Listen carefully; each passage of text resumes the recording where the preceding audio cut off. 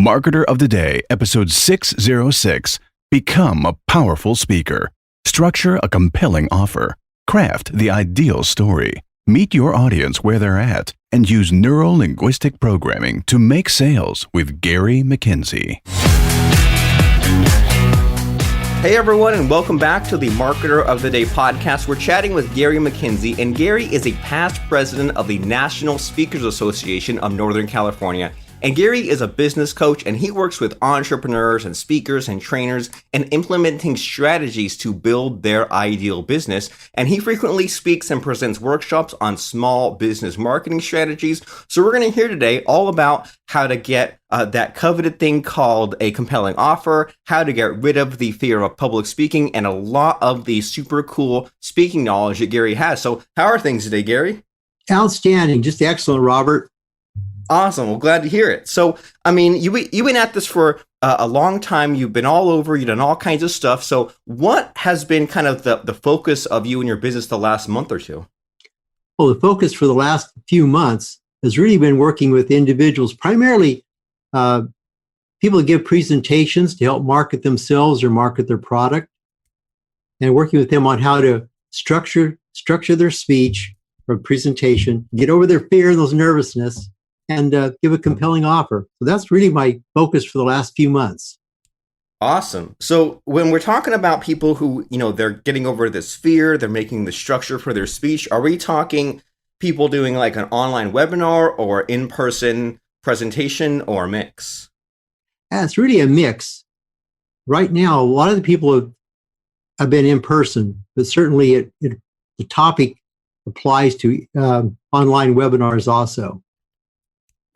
Okay, great. So can you give us some idea of what some of these clients do, maybe what their niche is and what they're talking and offering about? Yes. The majority are offering a product or a service. And really, a lot of it deals in the area of helping individuals purchase or use their service or their product to transform their lives. It's about, really, a lot of it's about self-improvement. And it can run the gamut from writing a book, having the confidence to stand and speak, and just structuring their presentation on the type of product or service they're providing.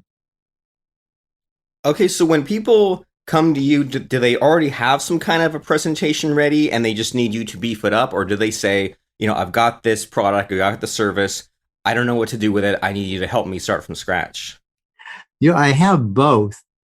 I have individuals who have come to me and they'll typically say, I've got this presentation, got this wonderful product, and I'm frustrated with the low number of sales I'm making, how many people I'm converting. Usually that'll be their word, converting and enrolling. And then there certainly is the other group that says, I'm just getting into this. I'm really not quite sure what to say or how to say it. However, I know that I've got a product here or an experience that will transform people's lives. And so I work with them, with both groups. Okay. And so when you work with that group that has an existing presentation but low conversion rate, is it usually the same reason why the conversion rate is low? Do you usually notice the same mistakes or the same things left out, or can it be anything? Well, it could be anything. Quite often it is the same mistakes.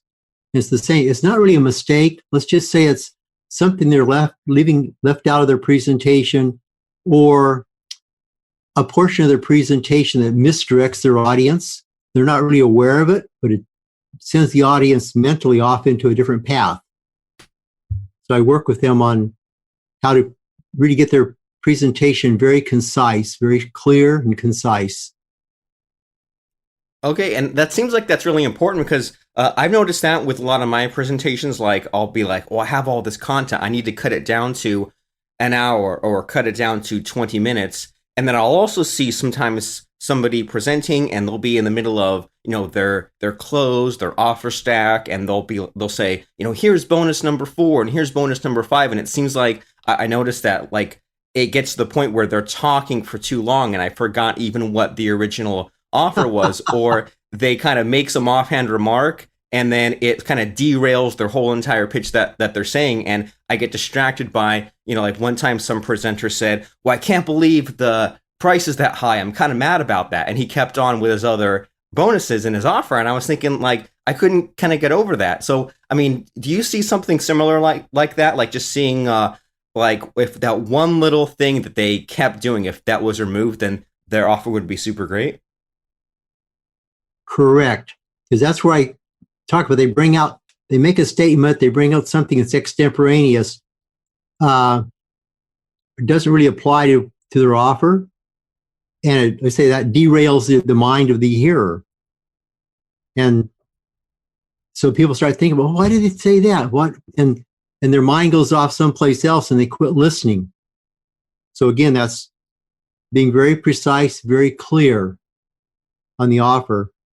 And you're right, not talking too long, being able to present your offer, present how it will transform a person's life, discuss the value of the offer, talk, and then go back into the details of the offer, what the person will receive. If they're going to give a bonus, then it's okay to pause and give your bonus. If you're giving bonuses, Robert, I recommend not more than 3. And don't just do bonus number 1, bonus number 2, bonus number 3. No, explain the bonus and explain the benefit. And then go ahead. Oh no, you go ahead. So is this, well, just all of this that you're explaining here, like this, present the offer, explain how it will transform their lives, the value of it, go back with the details, explain the 3 bonuses. Is this part of like an offer structure, or are these just some pieces you're offhandedly mentioning? It's really an offer structure. It's a structure. It's a proven formula that works. And it just plain works when presented properly and thoughtfully. Okay, so when we're talking about the structure, are we saying that what you just listed there was the structure, or is there something more specific? Well, what I just listed is towards the end of the structure. Okay. The overall structure of a compelling offer. And you start off, you certainly want to know, what action do you want your audience to take? So start off with the end in mind. What action do I want them to take?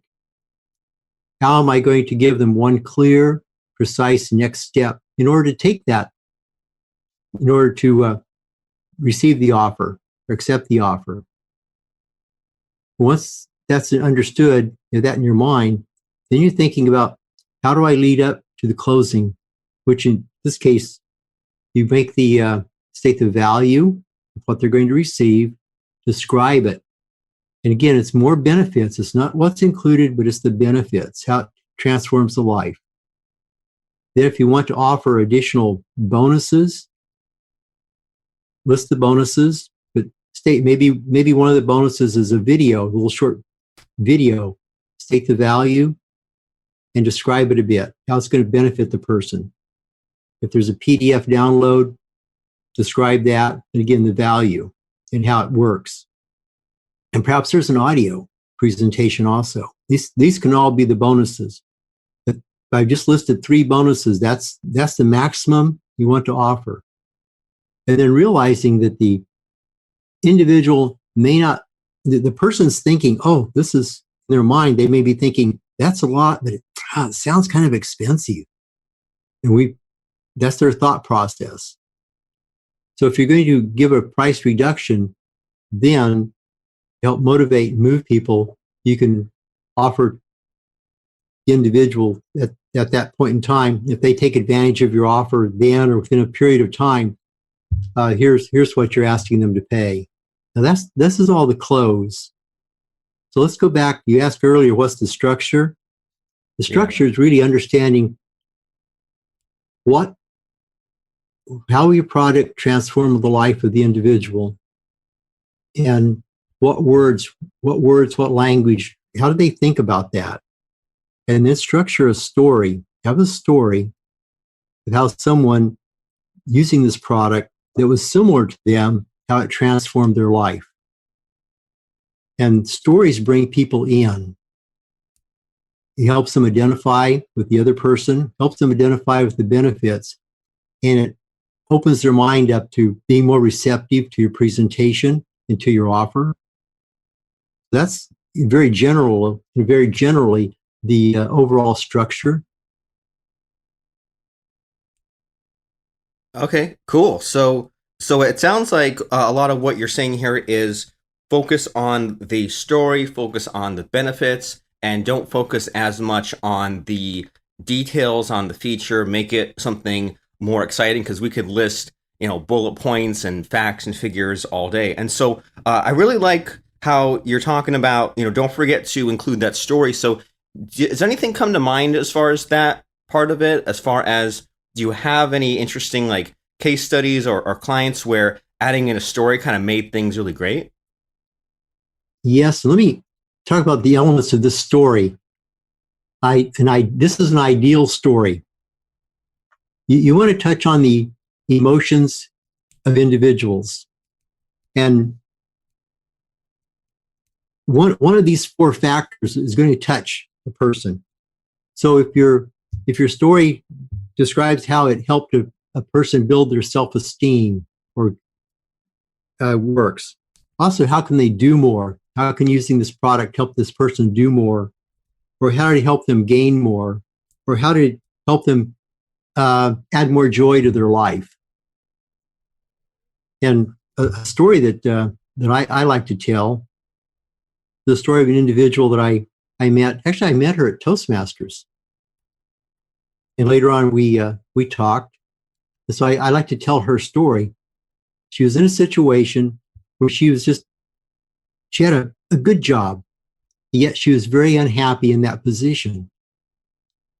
And we talked about what she wanted to do. We discussed that. She wanted to be a writer, and she had good writing abilities. And so this individual working with me was able to write her book. And by writing her book, just really helped improve her, not only her self-esteem, but her colleagues and people looked at her and said, wow, that is tremendous. We really like what you did. And she began to serve as a role model. By doing this, it allowed her to have more free time, because now she didn't have a job she had to go to on a daily basis that she really didn't enjoy. Now, on a daily basis, she got to do what she wanted, which was to go out and speak and talk with people about her book. And this just really helped her in that respect. And people, I say, well, how did it affect her financially? Well, financially, because it helped her get more paid speaking engagements, helped her with her income also. And the beauty of this, she is totally enjoying what she's doing today. She just lights up when she talks about how her speaking and how her book helps individuals and the impact she's making on the lives of individuals. So I really like to tell that story. And this was all working. She was very coachable. She was willing to be open and talk about her vulnerabilities and put all this information together. And she moved forward now. And she's today living a life that she just dreamed of 5 years ago. A life that many individuals would love to have. And it's available if they take the steps. So, Robert, that's one of the, just in a synopsis, one of the stories I like to tell. Okay, well, fantastic. And I like that a lot, especially because there's multiple benefits from that, right? There's multiple outcomes there where not only did she get the book, but now she's the role model. Now she has the financial success. Now she's enjoying it. So it's not just like a straightforward thing of, well, I coached her to make a book. Now she has a book. She's happy. It's like she has a book. Now she has this thing, this thing, this thing. And imagine how you too would enjoy this lifestyle after you had a book too. I love it. Absolutely. Absolutely. So you mentioned paid speaking in there, and there's two things that I'm really curious about with you personally. One is that you have picked up a lot of this NLP knowledge recently. And then the other thing that I find interesting is that you're the past president of the Northern California part of the NSA, National Speakers Association. So as far as this, whole idea of people going to places and getting paid to speak, is that still a thing? Is that still a way for people to make money, this whole paid speaking thing? It is. And what we're seeing more, the trend, especially for newer speakers, is either not be paid or perhaps they receive an honorarium. And the way they earn their income is by what we call back of the room sales, whereas they're selling their product, they're selling their coaching, they're selling their books. So they really are making more money. And I've talked to many speakers today. They're making more money, more of their income from their products they're selling than from what they're being paid to be on stage. And this is a process, because once the person gets good on stage, gets good at presenting their offer, connecting with their audience, and selling their products, there does come a point. In fact, I'm working with a speaker right now. There's come to this point where he has said, Gary, I was invited to speak, and he's one of the national corporations, and this was just a dream. And an individual had heard him speak at one of the what he would call a free speech. It's where he was selling product from the back of the room, liked what he said, liked what he did, and felt that his message would really help one of the departments within their corporation. Now, they've invited him to come and speak, substantial speaking fee. He's not going to be able to sell his product from the stage. So now he's making that transition from back of the room sales to becoming into a much more lucrative paid position as a speaker. So it is a process. It's a process. Well, great. And it seems like to me, and I mean, I'm not really that much of a speaker, but it seems from what I've been seeing, what people have been telling me the last few years, is that this pay, like, it used to be a heck of a lot of paid speaking, but then it was tough to break into that, right? It was tough to prove yourself. And now that, as you said, there's a lot more free speaking, so to speak, where you don't get paid to speak there, but you can sell your own stuff. It seems like that makes it more accessible for people. So if you're new or just getting up and running, you can do a lot of these paid or these free speaking gigs and then prove yourself enough to get a paid speaking gig later on. Is that on the right track? Absolutely, that's on the right track. That is the path right there. Awesome. So, I mean, what is kind of an easy action step for people listening here? I mean, should they be looking at the events out there and be like sending out their bio or contacting some of these event promoters? Or how does someone kind of take an easy step towards getting their speaking career going? An easy step, first of all, they need to help develop their confidence on stage. So I always recommend they join a Toastmasters club, get involved in Toastmasters, make a commitment to be in Toastmasters, and then look for opportunities. One, they can speak within Toastmasters, but now you want to look for opportunities beyond Toastmasters. And a easy way is to, number one, if you're a member of an association, most of your associations have monthly or quarterly local events. And you're known in your association, you have expertise there. Volunteer to present to your association. Maybe they have a meeting and you do a 30-minute or 45-minute speech. You're not paid for that, but it gives you visibility. The other recommendation is look for the service clubs that have meetings every week, and they need a speaker every week. I'm constantly recommending people contact Rotary and Kiwanis. Those are two great organizations to be involved in. And they need a speaker every week. They'll usually have 20 minutes. You cannot make an offer from the stage, but again, it gives you visibility, gives you confidence, and Robert, you don't know who's in that audience. There'll be people in that audience, if they resonate with your message, can hire you and bring you into their companies. So those are the methods I recommend. Probably the third area is chambers of commerce. Many chambers of commerce will put on programs. Some require you to be a member, some do not. So here's where you do this. Take a deep breath, pick up the telephone, and you call the Chamber of Commerce or you call the Rotary Club. And the question you ask is, do you put on events for your members? The answer is going to be yes. Do you bring in outside speakers? And if the answer is yes, now the question is, who do I speak with about becoming a speaker? Or what is the process to become a speaker? And then you follow that process.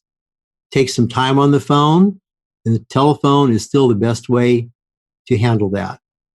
If you're not sure who to talk to, we've got this internet we can use. Google's a wonderful source to find people and be able to contact them. So that's what I recommend. Thank you for asking that question.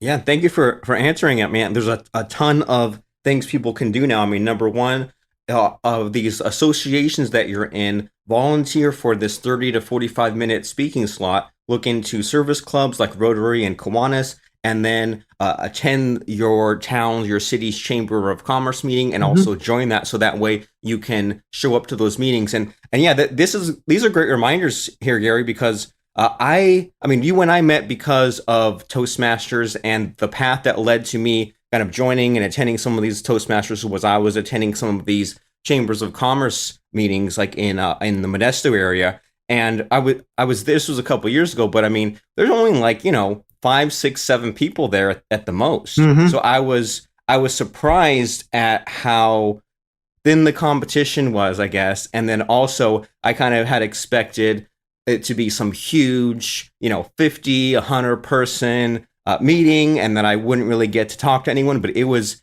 about the right size. It was pretty good. And I just kind of got to know some of these few people in my town. And then as far as the Toastmasters thing, I mean, you're so right there as far as that's a great way to get those speaking chops built up and to test out with different kinds of material. Like, I've tested out different kind of jokes and openers and presentation stuff at Toastmasters, and then used it later on a webinar, on a Facebook live stream, on a podcast interview, at another in-person speaking gig. So, I mean, yeah, it's all this is all great stuff for us to kind of get our practice and our confidence and our material built up. And so something else I want to make sure that we cover as we're winding down here is you've recently, or I'm not sure if recently or not recently, but you're quite the expert in NLP, neuro-linguistic programming. So can you tell us a little bit about what that is and how that helps with your speaking as well?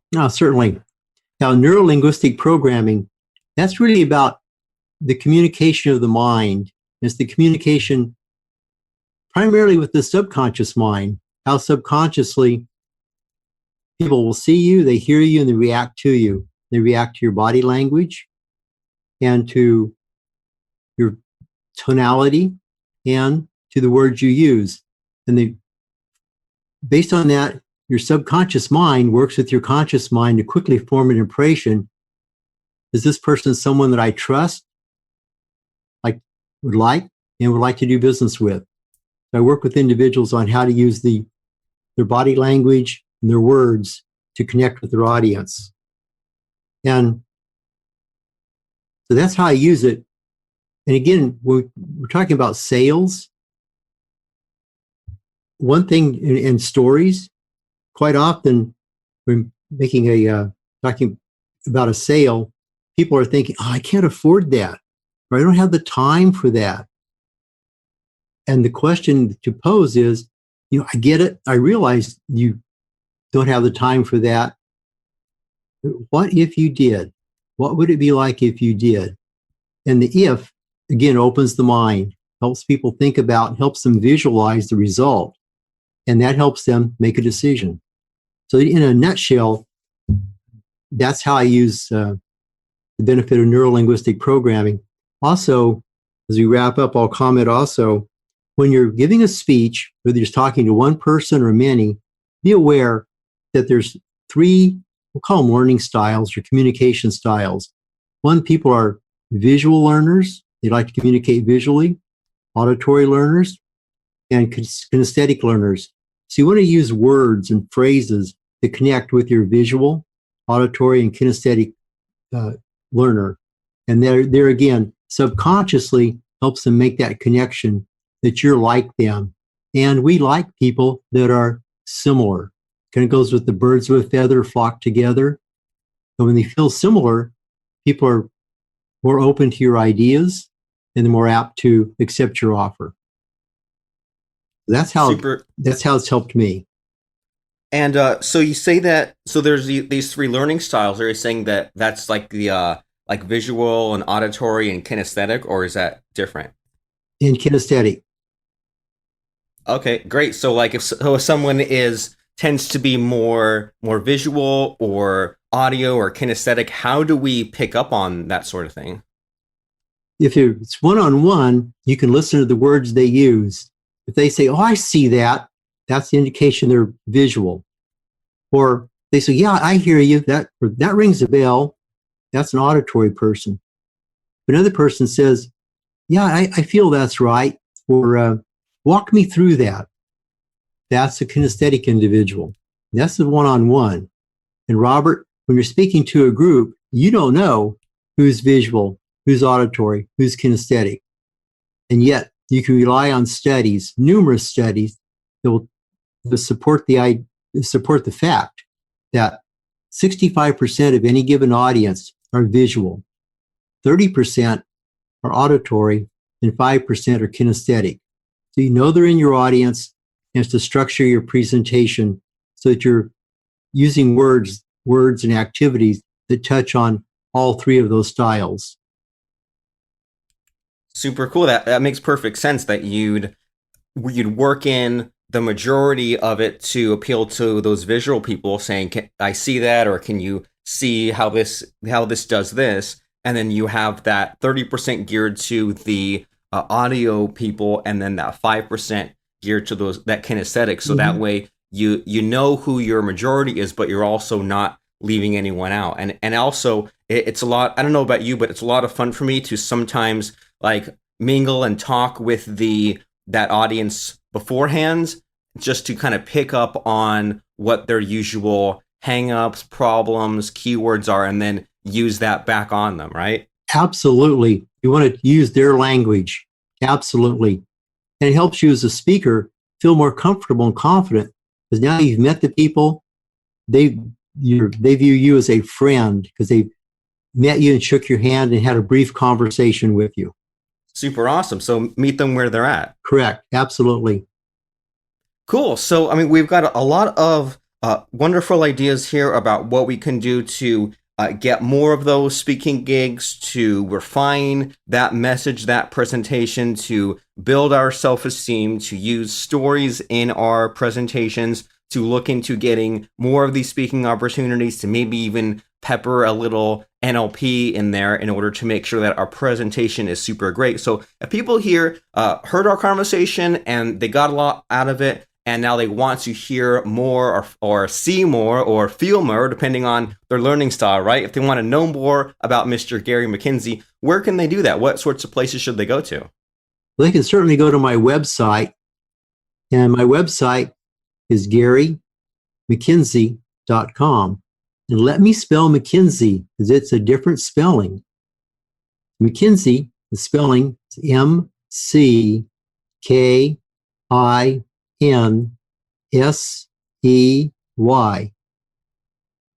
So GaryMcKinsey.com. And Robert, also, earlier I mentioned about using the phone. I am not opposed to having people phone me. So I'm delighted to take a phone call. Always enjoy having this business conversations or how to use NLP with individuals. So I'm certainly okay to give out my phone number if that's okay with you. Let's do it. What is it? Okay.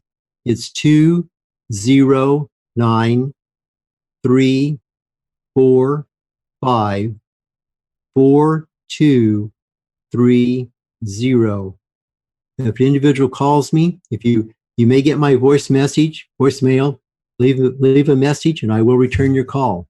Super awesome. So that phone number, once again, is 209-345-4230. Absolutely. So what do you got to lose? Pick up the phone and chat with Gary. And if you want to hear more about this NLP stuff, or you want to hear more about the speaking stuff, or more about creating a compelling offer, why not pick up the phone and shoot him a quick phone call? And if it's a voicemail, he'll call you back and just chat with him for 5, 10, 15 minutes about what you have going on and see if there's a way that he can help. And, one last thing here, Gary, as we're winding down is, do you have any advice as far as just using the phone more, being better at it? Is it a just suck it up and do it situation? Because it seems like a lot of us here, especially in this day and age, would stand out more if we use the phone, especially in a speaking, getting clients sort of situation. So do you have any advice for that as far as using the phone more? Absolutely. I recommend individuals set a time, make an appointment with yourself that you're going to make the phone calls. Know who you're going to call. When that time comes, don't do other things. It's called phone avoidance. Pick up the call, take up the phone, and make your call. In order to give you confidence, you know who you're going to call, you know who you're going to ask to speak with, and write out a script. You're not going to follow that script word for word. The script just gives you confidence. So set aside the time and make the phone calls. You'll find the first one is difficult. The second one's easier. By the third one, this is not so bad after all. And just make a series of phone calls, one right after the other. That's my recommendation. Don't be afraid of the telephone. Awesome. I love it. So I'm going to set that phone appointment, and I hope that everyone else sets that appointment in your calendar, whether that's to maybe call some people on your list who just recently opted in or just bought, or maybe you're putting out those feelers, maybe to see if you can get that potential client that's on the fence, maybe to get an affiliate on board or get a joint venture going, or even call some of these Rotary Kiwanis clubs to land your speaking engagement. But we could all benefit from using the phone more, especially in this day and age where a lot of people are afraid to use it, or a lot of people don't want to use it. But if you are one of those few people that use it, then you will stand out, especially if you can get that person on the phone. That's still a great way to land some deals, get some speaking gigs, and grow your business, get some money. So the place to go right now is GaryMcKinsey.com, and that phone number is 209-345-4230. So if you have any need for any help or any improvement in your speaking career, then Gary McKinsey, the former past president of the National Speakers Association of Northern California. That is GaryMcKinsey.com. Any kind of last remark or any last words here, Gary, before we wrap things up? My last words are, live your dream, visualize your dream, and don't be afraid to take that very next step moving you towards your dream. It's available and you can achieve it. This is Robert Plank. And would you like to be a guest on the program? Do you have an idea for a future episode, or do you just want to tell us how we're doing? Get in touch with us right now at marketeroftheday.com/ask to let us know.